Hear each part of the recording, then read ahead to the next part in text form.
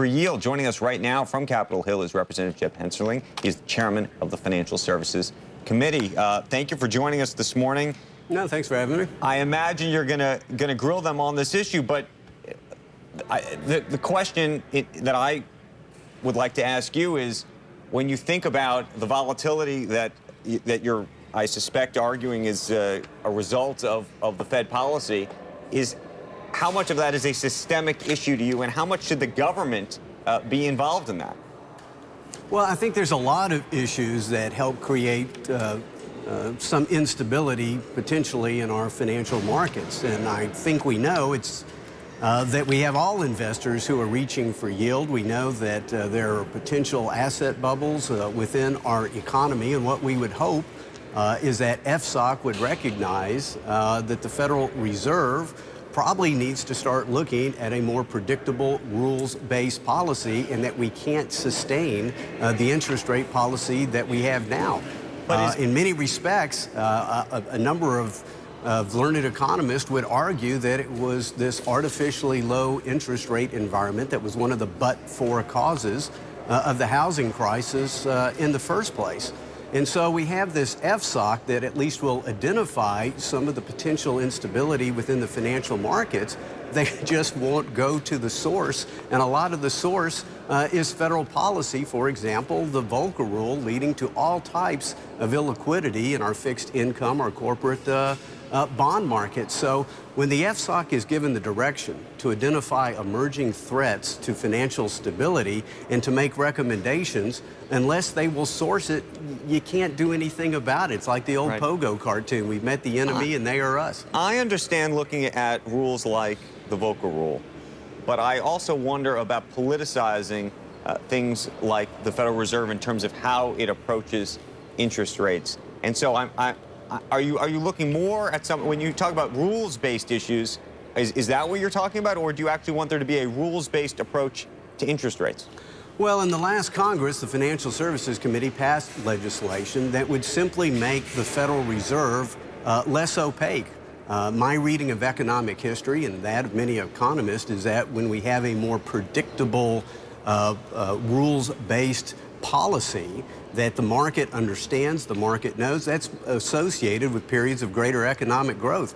No, I don't want to politicize the Fed, but given that they have 14-year terms and an independent budget, I'm not sure just how threatened the Fed should feel from the United States Congress. But what we're asking is, come up with any convention, come up with any approach you wish, change it, deviate from it, but come to Congress and testify in open hearing about what you're doing and why you're doing it. The Fed does not have a monopoly on smart PhD economists. If they have a good methodology, it ought to be tested in the court of public opinion, and today it's not. We want to turn our attention right now to the topic of bailouts. I wrote about it earlier this week, that AIG decision with Hank Greenberg. Wanted to get your views on the court's decision and the implications of the decision. A lot of people, including myself, have suggested that this is going to make it very difficult for the government to pursue a bailout in the future, especially when you tie that decision with Dodd-Frank. Where do you stand on that?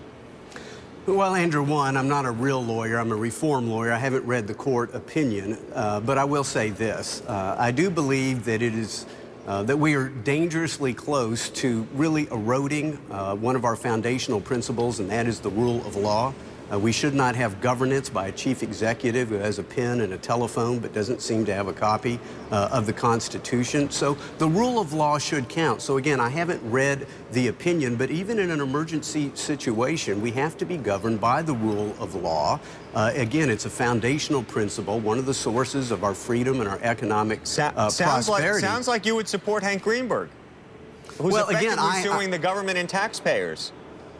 Well, as I understand the hearing, and I'll say again, I haven't read the opinion, so as I understand it, there was no monetary gain to be had. No, AIG should have been allowed to fail. I think giving creditors 100 cents on the dollar has helped make big banks bigger, small banks fewer, and frankly is ultimately harming economic growth. What I'm saying is that the federal government, without having the rule of law, should not be able to come in and essentially take over a firm.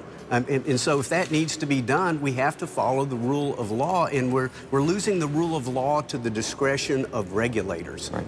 And it's one of the reasons that we're mired, I believe, in 1.5%, 2.5% economic growth when we're capable of 3.5%, 4%, maybe 4.5% economic growth. The rule of law must count for something in America. Congressman, we want to thank you for joining us this morning. Hank Greenberg is appealing that decision, so there's still an opportunity for the taxpayers to pay him a little bit, and the debate over the rule of law to continue. Thanks so much. Thank you.